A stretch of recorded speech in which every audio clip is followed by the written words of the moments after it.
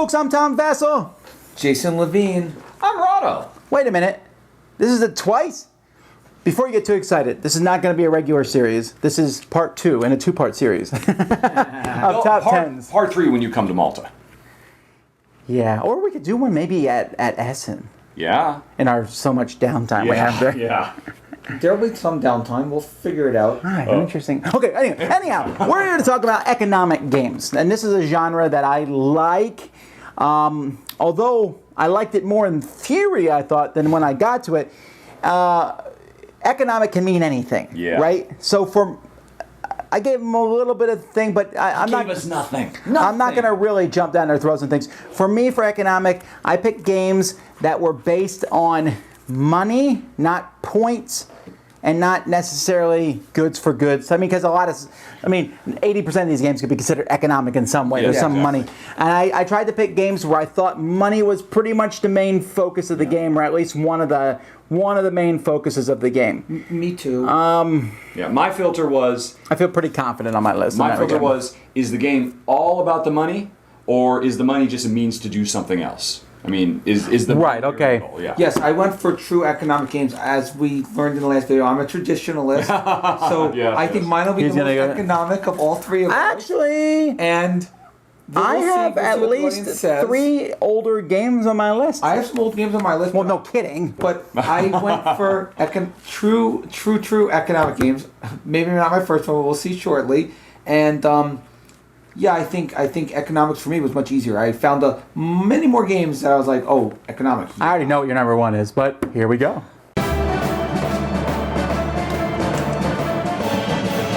Number 10.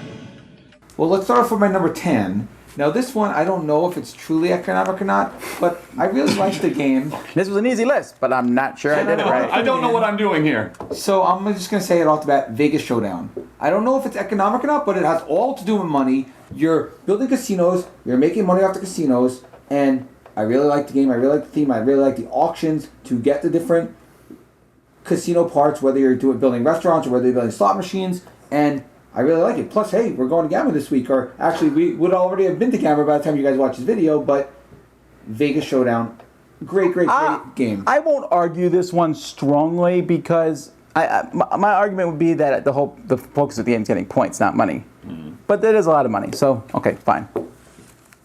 Okay. You haven't played it? No, I've not. Oh, okay. My number 10 is an older game. I want to say it's almost 10 years old now, maybe more. That would have been Kickstarted if Kickstarter existed back when it came out. It's one of those games that a small company made called Wealth of Nations. Yep. Wealth of Nations is a game with a grid, and there's different countries involved, and it's abstract, but not abstract at the same time. There's different cubes on the board. Some stand for energy, some stand for different things, and you were trying to corner markets on the different ones. It's pretty heavy economic, I thought.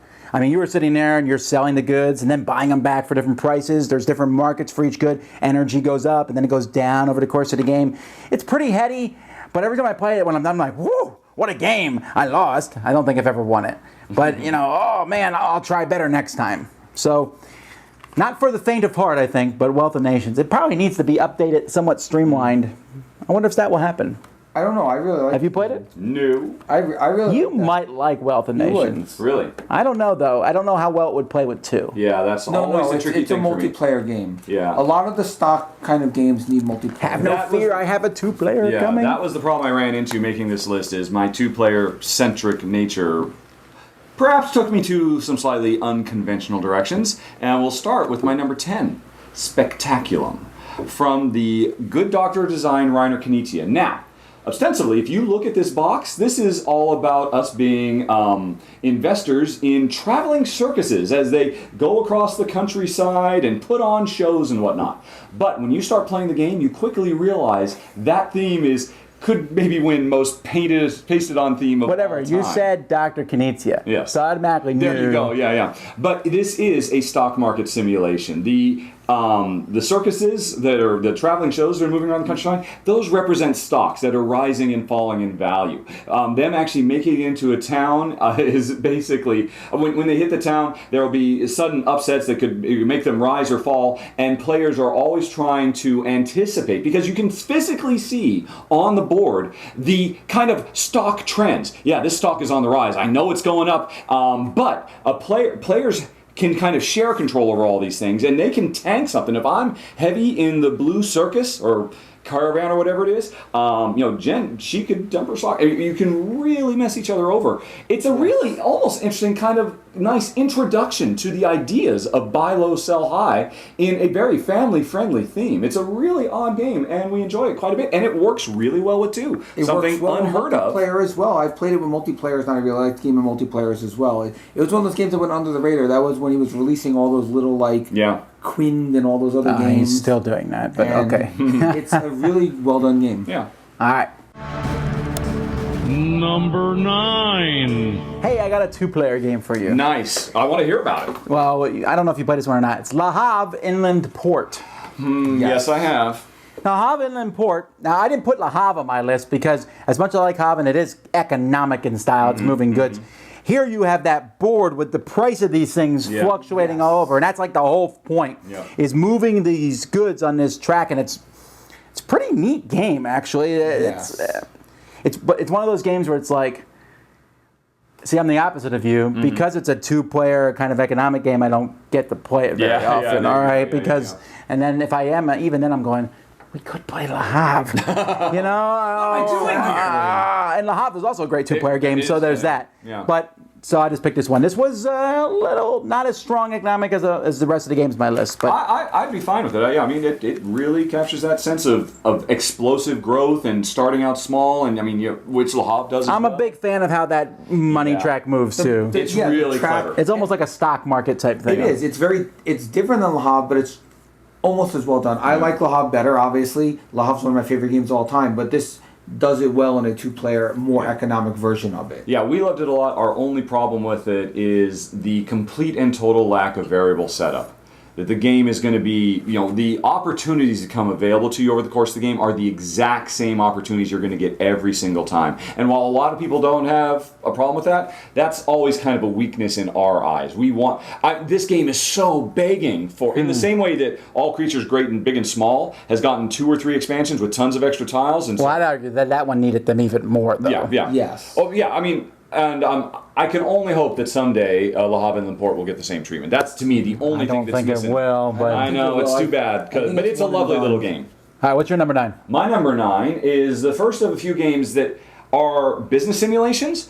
Ground Floor from Tasty Minstrel Games. Ooh, I didn't even think of Ground Floor. I mean, it wouldn't have made my top 10, but that's a good choice. Yeah, it's an excellent game. It's really interesting. Although I would argue that Ground Floor is the same problem what you just said. Go. I think Ground Floor is going to play out pretty similar each time you play it. Yeah. I would like to see more, although I don't think it's that's near as much of an issue as Le Havre Inland Port. But this is a game where you are running a growing modern corporation. It's really interesting. At no point does the game ever even give you a clue as to what you make, but you just know you make stuff. I made board games. I don't know about you. There we go. For some reason, we always chose we made shoes. But anyway, it's a worker placement game, and it's equal parts traditional worker placement where everybody's vying for spaces out on a common board, but you can also send your workers to your own office, which is built up of multiple floors. You start out on the ground floor and you build your corporate high-rise over the course of the game. It gets bigger and bigger, and that gives you more and more space to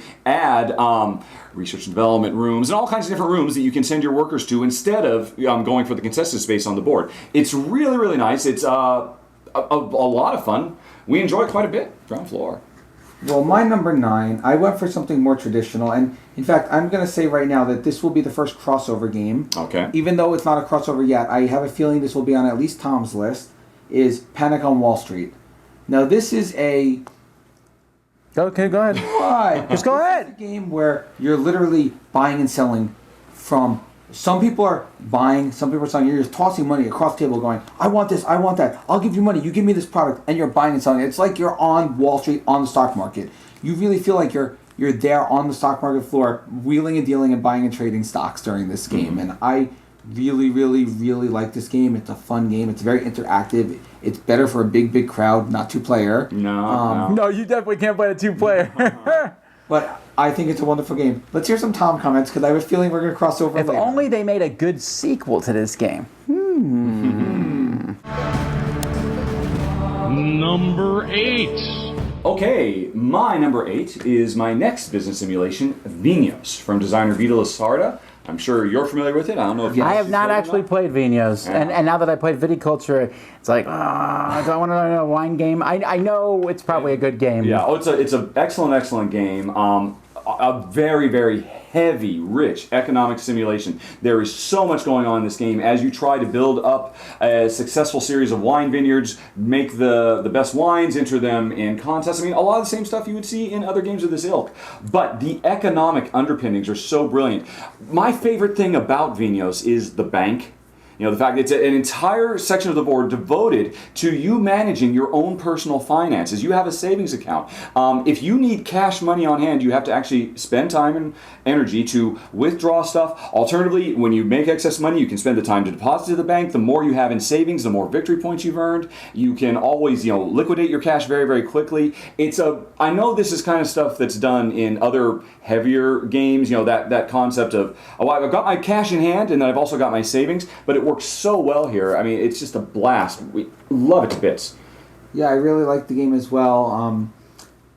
It felt like there was a little too much in the game, though. Mm-hmm. Like, I liked the game, but I felt like there was a little too much to the game, and it didn't need to be so much, and they could have pulled out a few things. You're in luck then, because it is getting a reprint now, and they have significantly streamlined the gameplay. In fact, actually, you can still play the new Vinos Deluxe Edition with the original rules for everybody who likes it the way Jen and I have played it, but it has been, I'm not saying streamlined down Is anyone to a picking that level. up for America? Yeah. It's Eagle Griffin. It's interesting. It's actually changed publishers. Yes. It just recently finished its Kickstarter. It was a pretty big hit. It's gotten a complete graphic overhaul, and it's added several cool new bits. But on the whole, the game is, I think, maybe a little bit more what you're looking for. Yeah, maybe we'll see it this week. I know. I mean, I've read all about the streamlining, so I knew about that. Okay. I wasn't just saying that out of the blue. And it'll be interesting because obviously they did the Gallerist with him, so now they're doing the re-streamlined version of Vinos, which I hopefully will be an even better game. Yeah. What's your number 8? My number 8 is another game which I don't know if this will cross over with Tom, but I'm going to look at him again. We just played it recently, Nautilus Industries. Now this is all about pricing manipulation, stock manipulation, when you sell, when you lower the price, when the price goes up. You're collecting you're mining underwater and you're collecting all these different gems, but when you sell the gems, you dump the price go down and then until you wait, you got to wait for the price to get back up before you can sell them again. And as you sell more of them, the more they get sold, the price of the value of the shares of that goes up. So you're collecting shares, and this is just a wonderful, wonderful, wonderful game. It gives a true. He loves these 3 stock market. This is a good. It's not just a wonderful, wonderful game. It's wonderful, wonderful, wonderful. And not wonderful, wonderful, wonderful, wonderful, because that'd be crazy. It's wonderful. It gives you a real feel of stock market that prices go up, prices go down. Yeah. You have to sell when there's demand. When the demand goes down, the prices are low, and it's a great game. I like it very much, but it is not on my list. I think it's a really clever game, and man, it is a vicious knife fight. What? He does not believe so, but he stabs people in the back. He doesn't really. Definitely. I guess he's not on the receiving end of the knives, so he doesn't quite appreciate I didn't it. feel it was a knife stabbing game. Okay. You could do a lot. Yeah, I saw you stab. All right. My number 8 is Panic on Wall Street. There you go. You were correct on that one. Yeah. And yes, it's real time, but it's definitely economic. Yeah. There's definitely screaming and yelling and saying, I'll offer you this, and back and forth. And I like the concept a lot. Yes, it does not work obviously well with. Even with 4 players, it's kind of tame compared to 6 or so on. Yeah. But it plays to 11. And I once had 11 people come to my house. And they're like, what should we play? And I was like, oh. A game for 11. There you go. But I really do enjoy it. So my number 8, Panic on Wall Street. We agree. I love it too. All right. I don't know why we have to high-five everything. Number 7. Okay, my number 7, another kind of oddball title. Millennium Blaze. This is a game that's actually going to be coming out this year, very, very soon. It is an economic simulation that focuses on something you wouldn't normally expect. This level 99? Level 99 games. The economy is a CCG tournament scene. In this game, we are all players who are competing in a Magic the Gathering-like worldwide tournament.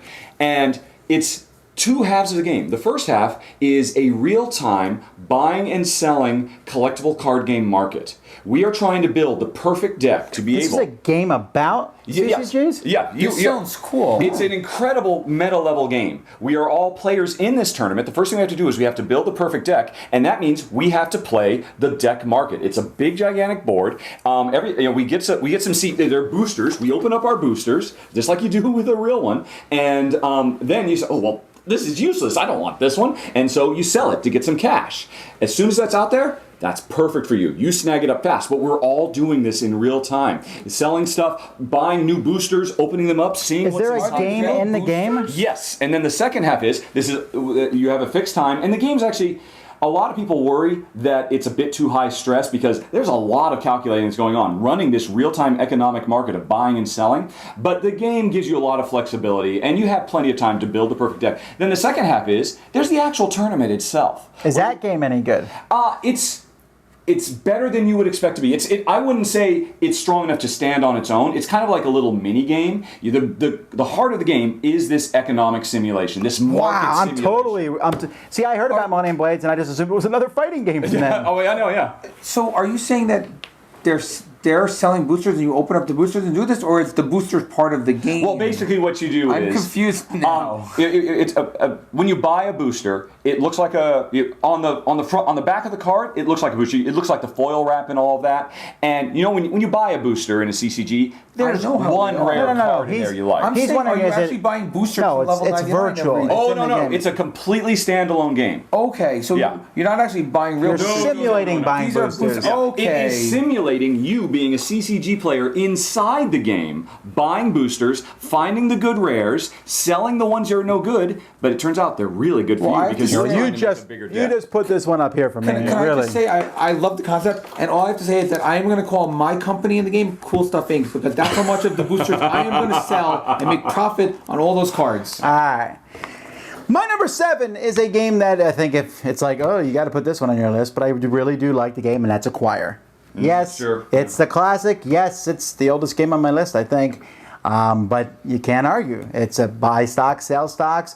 I love the 1999 Avalon Hill version with the beautiful buildings that I should have kept because it's really pricey these days, right? But it's a really fascinating game. Now, I don't know if this is on your list or anything, but I actually like Airlines Europe better. And they're in the same genre. Yeah. However, I didn't put Airlines Europe on my list because it's all about points in Airlines Europe. You could argue that the points are money, maybe, but you don't actually buy or sell. You collect and then get points. Yeah. In Acquire, you are buying and selling, and so there's a lot more money involved. That's why it's on this list. Yeah. And so that's my number 7, Acquire. Well, you're a wise man then. What's your number 7? My number 7 is not Acquire. My number 7 is actually a game which I think we're going to cross over as well. Maybe all three of us might cross over on this. Stockpile.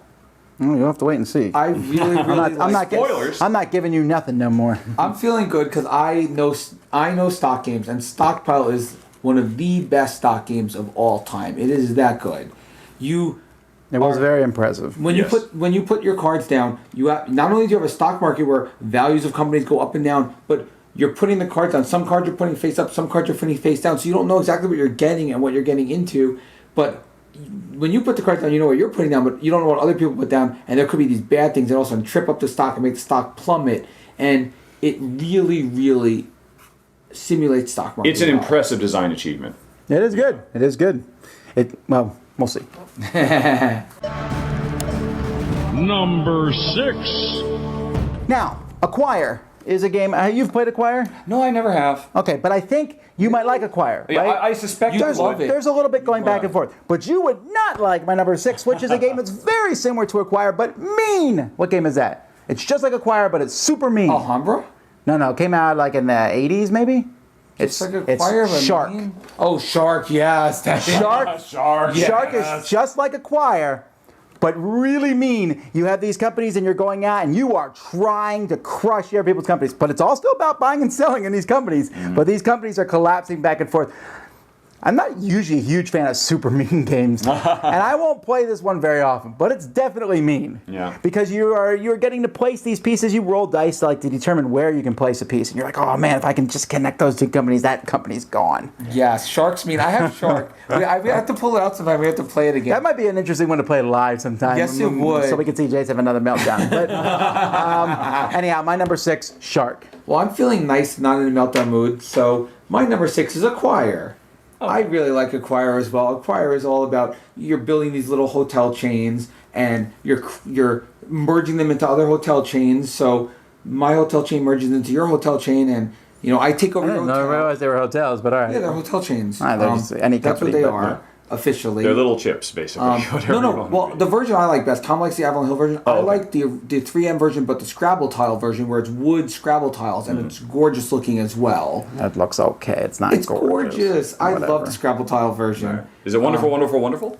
It's gorgeous, gorgeous. All right. And Gorgeous Georges. All right. Anyway. you really need to play Acquire. It's just a great game. It's what everything about a stock game is. I'm buying stock, I'm merging companies, and when I merge the companies, I'm doing, 2 for 1, and I turn in 2 of this company into 1 of this company. So you're doing stock mergers, stock splits, everything. It's an accessible stock market game. Yes. You're actually making it sound more complex than it is. No, this is a simple game. There's not complex derivatives. It's about what it plays in about a little over an hour to an hour and a half at the most. It's a simple game. It's not hard.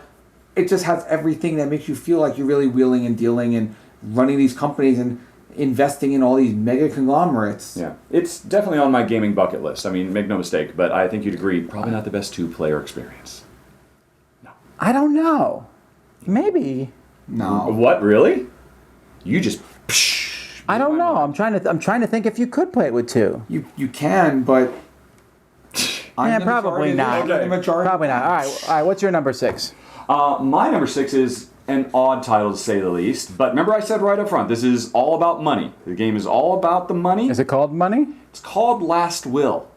And in this game, we are not trying to make tons of money. We are trying to get rid of the money as fast as possible. Everything must go. The players are engaged in this wacky race. They have to be the first to successfully find ways to spend all their money because they stand to inherit a really big fortune, Brewster's Millions style. Yes. And strictly speaking, from a mechanism point of view, from a mechanical point of view, you could just flip it around and say, hey, every time you spend money in the game, you really make money, and then it would be a traditional thing. Right. Yes. But oh my gosh, this game is so charming and full of life. When Jen and I play, you're doing all these crazy, extravagant things. Going out to theater, getting horse and carriage rides, going on vacation cruises, Dice Tower cruises perhaps at some point, taking your pet dog with you, and also hanging out with rapscallions who will try to rob you blind. Like I said, it's a bit unconventional, but from a mechanism point of view, it is all about losing money in the same way that in another game you would be trying to make money as fast as possible. We love it a lot. I agree. If I had thought of this one, which I did not, it probably would have made my 10 or 9. I really like Last Will. Well, I did think of the game.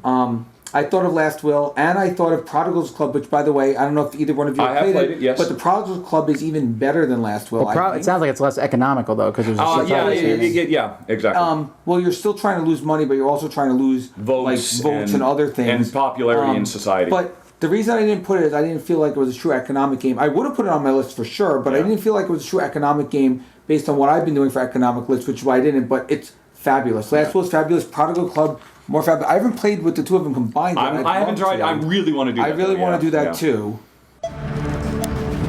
Number 5. My 5 is a longer game. I don't know. I don't think you've played it, Tom. I'm thinking that you haven't played it either. Planet Steam. This is because it was so big. The original version was gorgeous. The second version, not as gorgeous.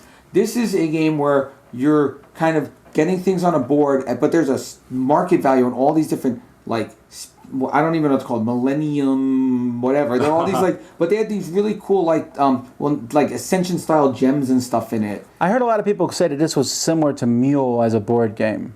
No, I wouldn't say so similar to Mule. It's got this mechanism where you move around and you're kind of connecting things, but the game really delves into where you make your money is on these products that you're mining, and these products go up and down a chart, and you could push the value up of something and then get that and then sell that, or you could plummet the value. If you're not getting something, you plummet the value on somebody else, so when someone else is mining this thing, they're getting nothing for it. And it's all about where those different commodities that you're mining for go up and down on a chart, and it's just a wonderful game. It is another one of those games where you feel like you're manipulating the values of things as you go, and to me that's one of the core things of a economic game, is manipulating values of prices. All right. Okay. Well, what number is this now? We are on 5. Number 5. Okay, my number 5 is another business simulation. I'm never certain how to pronounce this. Hopefully one of you can correct me. Pret-a-porter?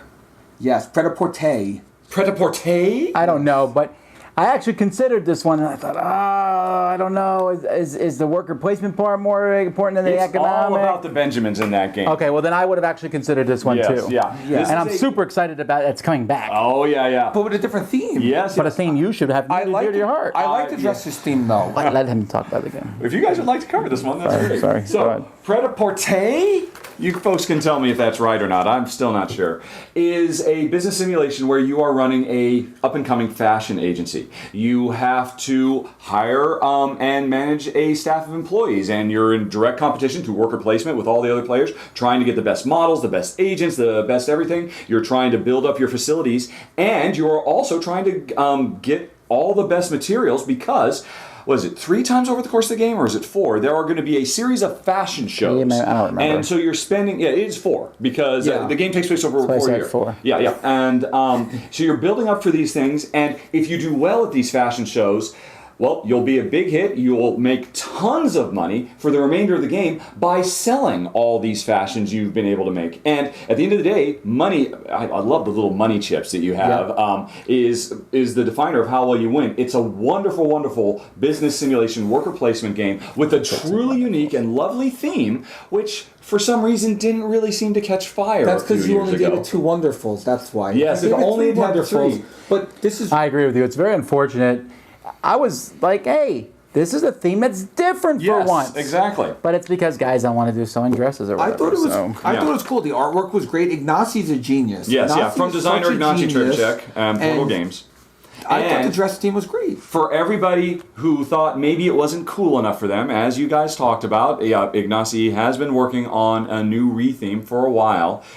I guess officially it's rumored right now, right? No. They've No, announced. it's He announced. said it. Yeah, now. it's basically the video game industry. So instead of the fashion industry, you are working to hire the best programmers and designers and artists to make really awesome video games. And I can only assume instead of fashion shows, it's getting ready for E3 and Gamescom and stuff like that. So I think that's actually really, really exciting. Of course, near and dear to my heart as a former game designer, my developer. Even though I'm like, yes, I'm so glad fashion theme, that's good. And a video game theme, I'm like, oh, well, yeah, actually, I like that better. I'm such like a the hypocrite in that I like the regard. fashion team better than the video game theme. Yeah. The fashion team, the artwork, everything will fit well with that Yeah. game. I think it'll be great with the video game theme too, but we'll see. Yeah. Now, speaking of Outlier games, this one's on my shelf, actually. It's somewhere around here somewhere because it's a thin box. But it's a game I did not expect to like. I got handed it at SNN in 2014. And then I played it. I think you might have been involved in that game. I don't remember. And I was like, wow, it's a really good game. And that's Green Deal. Yes, Green Deal is a game about... Why have I not even heard of it? it's on its shelf. Because it did not get much buzz. It got no and in this buzz. game, you are a company that is trying to introduce new recycling concepts, although you're not the best of companies. It's almost... Oh. It's not like you're evil, but you're like... You want your money. Okay, you want your money. And so you're introducing these concepts, and there's a lot of economics in the game. You're buying Yes. cards that give you special abilities and things you can do. You're putting pieces on a grid, and these pieces, based on how they're next to other people's pieces, will determine how you get money and stuff.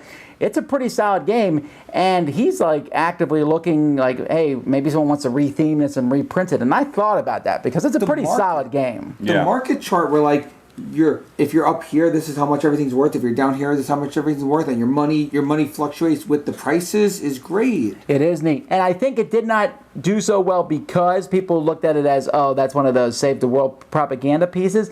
It's not necessarily, I mean, not that that's a terrible theme anyway, right? It's fine, but it's not a propaganda piece. It's a game with a solid theme behind it. But I think people are like, oh yeah, it's some guy, made a board. You know what I mean? They thought it was an educational game, and it's not. It's a solid game, and I really think you would like it. Even if there's a little bit of conflict, like when you put your pieces out, but I think you still might like it. Well, it sounds like for a greater cause. And I think you could play it with 2 players. Okay. Oh, you could definitely play with 2 players. So that's Green Deal. Sweet. Number 4. So my number 4, and again, sorry for my bad translation, Hab and Gut. Okay. Hab and Gut. Hab. We got you the first time. German. It's HABUNDGUT. HAB and GUT. That would be what I just said. Haben gut. Haben gut. Haben Gut. This is a That's card what I've game, been right? saying. Yeah. It's a stock game, but you have cards. Basically, the way the game works is there's different commodities, and they all start at 0. They can go up and down, or they start in the middle, not 0. But so there's these like wooden things where everyone puts their cards on. So there's cards between each player. So there'll be cards between me and Tom, cards between me and this player, cards between that player and you, and cards between you and Tom. So I know the cards that are in these ones, and you guys know the cards in these ones. So each of us know a little bit about how these stocks are going to go up and down, but we don't know everything. So you only have partial information, and you're buying and selling stocks, and you're trying to get into companies to get the most value, buy the stocks when they're low, sell the stocks when they're high. But the one twist on this game, which is a really good twist, is you also have to donate some of your money. And whoever donates the least money in the game is dropped out no matter what. Even if you have the most money at the end, if you haven't donated enough money, you're dropped out of the game. So you have to make sure to donate some of your money as you go along, so you can't just roll up in money, roll in the money, roll in the money. You need to give some of it away. And it makes a nice twist on the stock market manipulation part of it. And this is a game that I think everyone needs to try. I don't know if it's still in print. It was by Winning Moves. I don't know if it's still in print or not in print, but it's a game that deserves to come back in print if it's not in print. And it's a game that if you like stock games, if you like not knowing everything, but you could kind of manipulate things between, like, you could play stuff here, and you can put a negative to this one or a positive to this one, and you know what's going on, but someone else knows what you're doing, but only this person knows one thing, this person knows another, and it's a great game. Yeah. Sounds good. Yeah. All right, my number 4 is a crossover with my last list, which was pickup and delivery games, and that is the Empire Builder series. Okay. And so for this time, I'm going to pick Russian Railroads, all right, because that's probably my second favorite of the series. Yes, there's pickup and delivery in this game, but it is super economic. You have to take this and deliver it here, and it's going to give you $17, and you're like, okay, but it's going to cost me $12 to build that route there, and I'm going to only get that much, and on the way I need to stop there and grab that, and you are trying to, the whole game is about getting money.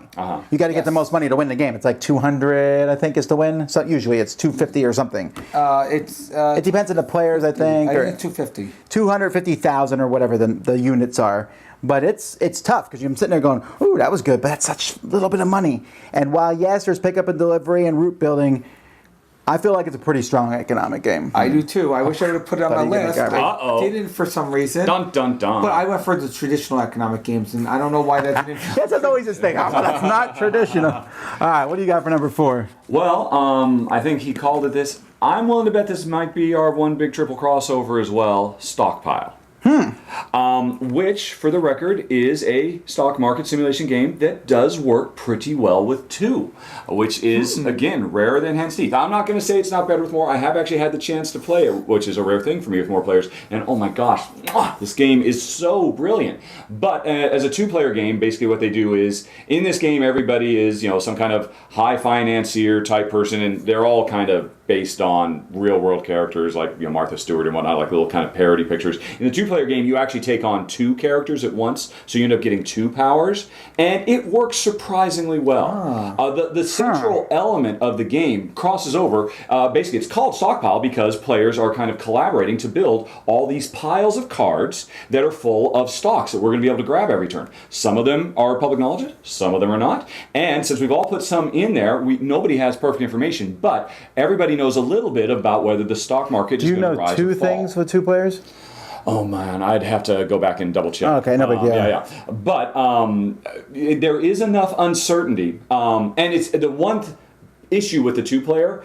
And when Jen and I were playing it, we did find some of the characters felt overpowered when you combine them with each other. They would have felt fine by themselves, but you put X and Y together, things get a little tricky. Well, the characters are an option anyway. You don't have to play exactly. with them. But you really do need them to make the two-player click. But everything else about the game is just phenomenal. I mean, this game would be higher for me, except the more we play it, the game is a sneaky little backstabby game as well. Because while you're building these stockpiles, sometimes you are poisoning those stockpiles and hoping the other person takes it. Yes, you are. And that sometimes there can be some ruffled feathers over that. They got you into backstabbing, and I just have to say I'm glad you're here because not only do we agree on Euros, but we agree on great games, and that's a great game. Excellent. Which side of the board do you like better? Do you like the side where all the markets are even, or do you like the side where all the markets are the totally asymmetrical? randomable? Yeah. The asymmetrical. It adds a few more rules, but it does make things a lot more fun. Yeah. It does. All right. Number 3. Well, we did it. A three-way crossover. My number 3 is Stockpile. And for all the same reasons. Stockpile for me, though, is that game that I will pull out and say, yes, Kickstarter people, you can make a game that is professionally made, with rules well designed and good. When sometimes I'll say, this game is, you could tell it's a Kickstarter. You can't. Mm-hmm. It's that good of a game, so well produced, if this had come out 20 years ago, it would be a classic today. Mm-hmm. It really would be. And as you can see, I like Acquire, but I would play Stockpile anytime over there because I love the idea of saying, ooh, I know one piece of information no one else does. And that's cool. Yeah. It's very cool. Although I will only play on the asymmetrical side of the board because I like it that much. All I have to say is, now I know why I'm friends with you, too. All right. Oh, because we both like the same game? That's all that matters to Jason. It's kind of shallow. That's his only metric in case you ever need him in real life, apparently. My number 3, this was a tough one for me. I kind of waffled back and forth between two. I'm going to be strong, and I'm going to say Railways of the World, although I was so close to going with Brass. Both games really, as you said earlier, in your favorite train game, there's a lot more to it than the economic simulation, but really the underpinnings of this game is make more money. And, the notion, as you build a bigger network and it becomes more successful, this money track that determines how much money is coming in over the course of the game is really... Well, it's just beautifully designed, this sense of escalation, incredibly compulsive gameplay. The more you make, the more you can build so that you can make more as things just snowball to a huge crescendo. Strictly speaking, I'm going to have to say Brass, I think, is the better game, and amazingly, a lot of people don't realize this, it works brilliantly with 2. Not thanks to Martin Wallace, who officially it's a 3 to 5 player game, I believe. But the fans got together, they were able to come up with a variant that is now widely recognized as, actually I think maybe for the reprint, there's all the weirdness with the reprint, but that's a great game, but ultimately, I think Railways of the World is a little bit closer to my heart. So that is my number, whatever number we're on. Number 3. Thank you. All right, what do you got? My number 3, I'm going to go for another heavy Euro. Power Grid. Power Grid is a great economic game. Yeah. There's a million can't argue that. things to do. You're literally buying up power plants. You're running those power plants. You're making money from those power plants. You're connecting a network of power grids across the whole country, across every country. There's like every country in the world and the moon and whatever. I don't know how many variants. Is there a Malta map? I don't know. I don't think so. We got to work on it. There's an Italy map. I don't know if Malta's on Friedman that. Fries, Malta map. There you go. Malta map for Rahdo. How about just a Florida map for us? Make a Florida by itself map. We could have like Orlando. We do not want to deal with Florida energy. We could have Orlando. We could have Miami. Have like the Dice Tower in Miami. Have cool stuff in Orlando, and we could have a whole map of Florida. Yeah. I mean, now Power Grid's just wonderful. I mean, I love the auctions. I love the powering up your power plants. I love the competition for the cities. The amount you have to pay changes. If people try to block you out, you got to pay more to cut through them, and it just really simulates like a budding electric company business. Yeah. It does. It's brilliant. Number 2. Okay, my number 2 is my last business simulation of this top 10, CO2. Another game. I thought someone would put that on their list. Oh, how could I not? Come Okay. on, this game is so brilliant. My second on this list from designer Vito Lasarda. Another game that works in that Save the Earth type thing but again, it's not an educational. It's a good, solid game behind it. Wonderful economic business simulation. The economy of this game centers around, what are they, CEPs, carbon emission Protocols or something like that. These big purple discs. I only played it once, and it These big purple discs, and these are the things that actually allow you as players to be able to set up power plants, green power plants all over the world. Now the interesting thing about this game is it's a semi-cooperative game, but it does it differently than most semi-co-ops. Most semi-co-ops, it's a cooperative game, and hey, we just keep score, and whoever has the most points at the end wins. That's never very satisfying. CO2 is a competitive game where sooner or later, at some point, the problems of the Earth are going to catch up with us, and we're all going to go down unless we can put aside our rivalries and for a round or two actually work to save the planet. It almost always happens at some point, usually kind of around the 2/3 mark, and oh my gosh, that is such a wonderful feeling. It goes beyond just raw mechanisms, and you feel so much pressure, so much on you. But then, back to the economic simulation, the thing I love about it is it's, I think, a rarity for board games. It's a closed market. There's a finite number of these CEPs. When you use them to be able to allow you to lay, because the UN has allowed a certain number of companies to build these power plants, and it's a very dynamic auction as they rise and fall in power. But it's when you don't go to the bank and just constantly pull more in. There are a fixed number. There's a few events that will bring more into the simulation. But it's a phenomenal game. It does so many cool, wonderful things. It's what made me fall in love with Vito Lusardi as a designer.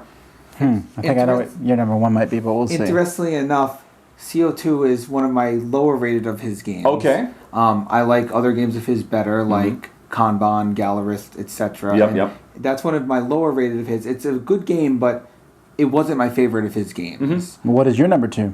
Yeah. My number two, now this is going to be a crossover as well with my last list, because my number two is Food Chain Magnate. Oh, yeah, well, big shocker. Yeah. Not only, You might as well just get a shirt that says Food Chain Magnate. It was a foregone conclusion. I thought that was your number one. No. Well, I know it's number one. Food Chain Magnate. I love Splatter. I love this game. I know I've been touting it like crazy everywhere, but it is He that gets good. he gets $1 per copy sold. Every time he drops it in a video. I wish I got $1 per copy, because they're in their 5th print run now or something crazy like that. Well, that's still not that many, but yes. Forget about For the pickup Splatter, and it is. delivery that we talked about it, but now we're talking about the economic part of it. Sure. This game, you are running a business. You are the CEO. You are hiring people. You are training people. You are giving people salaries. You have to decide if you want to keep people, fire the people, what kind of people you want to use to run the different parts of the business. Are you going to hire more, burger chefs? Or you're going to hire more new business owners who will open up franchises? Or are you going to hire a training guru that will train people quicker? Or are you going to hire more HR people that could hire more people quickly on the lower entry level jobs? Are you going to hire advertising people? Are you going to hire people that can get drinks for you? And everything about this, it really feels like you're running a company. Like you are the CEO of a company, and you're running a company. You're building this whole intricate company. You have all these people that are working for you, and you have to decide what to do. And I've never been a CEO of a business, but I can't imagine how difficult. After playing this game, I would never want to be a CEO of a business. And if he ever was, he'd be like, hey, sir, I've played Food Chain Magnate 57 times. Yeah. And therefore, I know that I need to fire you at this point because you're not worth the salary anymore. Yeah. It is. It's a phenomenal achievement again. Man, I just wish that the core of the game, the thing that drives. Well, there's a lot of things that drive everything, but I love so much that org chart system, the action selection system that it just gets bigger and it's kind of like a totally new take on deck builders almost, sort of a thing. I mean, in a certain way. And man, I love that idea so much. I just want to see that in a game that doesn't take 50 bajillion hours to play. It doesn't. And it's people at each other's throats the entire time. It's not. It doesn't, and it's not. Yeah. The game takes. We play the game. I would defer to him on this, by the way. I mean, I've played this game over 50 times Yeah. now, and we play this game. We can finish the game in 2 hours. Yeah. It's not. Again, a no, long that game. okay. It's Yeah. 2 hours. You can finish the game in 2 hours, and it's not cutthroat. Yes, you're competing for things, and there's competition for you're trying to sell your lemonade here, but I'm going to undercut your price. I'm going to sell my lemonade for 9 instead of 10. And what's All wrong right, with that? well, let's move on to my number two. All right. So By the that way, we can get to the before number we ones. get to it, we are going to play this game soon, and I'll have to get you to play it soon. You You said should that do many it. I mean, times. it is a game that should be. He's going to play it. All He right. just doesn't want to play with me. My number two is not a heavy game compared to all the rest. In fact, it looks light and stupid, honestly. But I think there's a heavy economic game behind it, and that is Happy Pigs. Happy Pigs, which was originally came out from Swan Panasia. and now has been reprinted by Yellow. It's coming out like now or really soon. And Happy Pigs, you have this pig farm, and you are getting pigs, and you are breeding those pigs, and then you are having more pigs and growing those pigs, and it's a buy and sell pigs, and it is actually a pretty strong economic game. Really? It is all about buying and selling these pigs. You played it. It's a great game. It's a lot deeper than you think it is. It's a great game. And I love the theming of it, right? There's these pigs, and you're filling up this yard, but it has this really neat mechanism where everyone picks an action at the same time, or you can pick one after other, which is the way I prefer. And there's a certain number of actions available each turn, like sell pigs. And if you and I each pick sell pigs, it'll say sell pigs 9. And if you and I each pick it, then we only get to do it 4 times each. Yeah. But if I'm the only person who picks it, I can sell 9 pigs. Oh, okay. Yeah. So it's a really cool. You'll be like, I really want to do that action, but if I do it, I'm splitting it with these guys. Yeah. So my That number- sounds fantastic, but not for 2. No, you can play with 2. You could play with Yeah, 2. you can play with 2. You can play with 2. I'd play Because okay, again, it would be okay, the same. fine. They have different things for different players. Okay. And with 2, you'd be like, okay, do we want to do the same action, but I don't get to do it as much, or why do something different and get to do all of it? All right. And then you could all right. breed your pigs. You could grow your pigs. And you're feed doing them. different things. Yeah. It's great. It's a great game. Going on the wish list.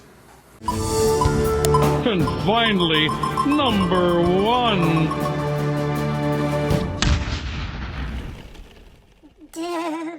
Yeah, I'm feeling 20 Come coming. on, I can do it this time. 19, baby. 15. 19, baby. Now what happens? Has this ever We happened? got to re-roll. No, it happens often. 19's not. 16. Oh! All right. I don't know why I was invested in that at all, but somehow It matters. Yeah, One day I will win on these dice rolls. We're going to make Jason go first because I know for sure what his is. Okay. And then we'll just go down the line again. Okay. All right. Again, for it the- starts with a number, right? You might start with It starts with a number. Yeah. For the all right. second top 10 list in a row, we start with the best game first in the number 1. And my number 1 economic game of all time. I didn't even to look, but I just looked at Hey, it. hey, whoa. What? Uh-oh. What's going on here? Why is this guy and this guy going to top 10? Well, look. This is Ian territory, not these guys. What's up with you? No throat punch. I'm sorry. Is it gone? Could I continue? Yes. He shut the door. Don't say it. I've lost my train of thought. You were talking about. Say the name of the game. Well, I've lost my train of thought. Just say the name of the game. But now that I'm talking about my train of thought, I'm going to talk about the most amazing Oh train my game goodness, that ever. was horrible. And that is 18XX. I'm not going to call All it right. 1830, but we will call it 1830 to put Francis Tresham's name here. But 18XX, 1830. This is the best economic game of all time. You have everything in it. You have buying and selling of stock. You have stock market manipulation. You have building routes. You have delivering routes. You have companies that pay dividends. You have everything you can want in a stock game. This is the best game. I am going to get you to play one of them again. And I don't know how you think you can do that, but okay. because I think everything is awesome number 550 or the 100th episode maybe of Everything is Awesome. We could do 18X. There you go. We could do one by then. Don't read So The people demand it, Tom. The people do demand. Write your comments. Stop. Just go. All right. But I love the game. I love every version of it. I don't think there's one bad version I've played of this game. I played recently. Oh, we they're talked very about it. similar too. No, they all have different. The way the stock markets are different. I different understand ones. that, but they're all The way the if you don't companies like come out- one, you're not going to suddenly like another one. I don't know. GMT is putting out one of the easier ones now. 1846 GMT just P500 and it was successfully funded on P500 and it's going to come out soon. It's a simple one. It's a 2-hour one, so I think maybe that's the one I can get you to try. All right. What do you think my number 1 is? Well, It was on your list. Oh. let me go back To the my list. Let me look too. Oh, it's probably Nautilus Industries then. No. No. Oh, my not favorite Nautilus economic Industries? game? No. Power Grid then. Yeah, it's Power Grid. Power Grid is just, it's just amazing. And I mean, Power Grid's one of those games that if you explain it to me, and I'd be like, oh yeah, and I'd be backing away from the table. It has very important auctions that if you mess up, you lose. It has a thing where I'm like, I'm buying these just so you can have them. I would not, but all that together works really well. It Yeah. really does. And the game has a nice flow to it. So yes, Power Grid. Have you ever played with the robots? I do not prefer dummy players. Yeah, okay. That's something in games I don't like personally. I was so desperate to get a 2-player good. I actually played against 2 robots. Didn't work out. It didn't? But otherwise, it would be on my list too. It's Did an the amazing robots game. beat you? Is that why it didn't I'm work out? gonna guess your game now. Let me think here You'll now. never get it. Never in a million years. Oh, okay then. Because I was gonna guess something obvious that Okay. going with new stuff. Panamax. I was going to guess Panamax too, That's based an on excellent. what you're saying. If Panamax was a good 2-player game, it would be a strong contender, but it loses way too much. So that's not Kanban either. Because you were talking about how much you love him as a designer. That's why. Okay. Sorry, he only gets 2 slots. Sorry, Vital. All right. My number 1 is, I believe, unfortunately, only available in Deutschland, in Germany right now. Kashgar Handler der Siebenstraße. Oh, really? Yes. Jason confirmed, this was a tough list for me to make. I was really going back and forth, and at one point I said to Jason, hey Jason, is Dominion an economic game? And he said, yeah, I guess. I'm like, I can't put Dominion on here. No, that's Good crazy. thing that would have blown up the comments. Exactly, list. yeah. Yes, it would've. But here's the deal. Kashgar, Handler Siebenstraße, is a deck builder, much functionally, where you're building 3 decks at once in parallel. What? I've got my deck. I've got my deck. I've got. Have you played this? No. Let's Each get it. one represents a caravan on the Silk Road, and you are, building them up by putting characters into them. And whichever character is, they're actually in a row. Whichever one's on the top is the one who can do an action right now. And what you're trying to do is you're trying to build 3 separate engines. This is the one that's good for making money. This is the one that's good for converting money into the goods we need to ship. This is the one that's good for manipulating the other 2. It's an amazing game. And it is all about making money so you can get all the glory in the universe. It blew my mind. What company is this? Is it Cosmos? Which is why you haven't seen it. But I believe Cosmos USA! Cosmos Thames. I talked to them about this last year. That's pretty heavy, though. I know, but I did my best to convince them, folks, you got to make this happen. There are people like me and Jason in America who want this. Yes. There are 2 people who will Yes, buy the and, I mean, game. what more do you need, really? So it's something I might consider. It's a phenomenal, exciting, fresh design. Kashgar Handler der Siebenstraße. Can you just say that one more time? Kashgar? Kashgar Handler der Siebenstraße. I love your German. Anyhow. All right. Well, those are our top 10 economic games. Thank you guys for coming on. Of course. What are your favorites? Tell us in the comments. Tell us where we're wrong. He's wrong. I was right this time. Due to contractual obligations, these guys will not be in the next top 10. There will be other people, so just keep your eyes out for that. Please make sure Sam doesn't beat me up anymore. Yeah. No, I like that, actually. All right. Anyway, until next time, I'm Tom Vassell. Jason Levine, the gaming machine. Rahdo has run through. And run out.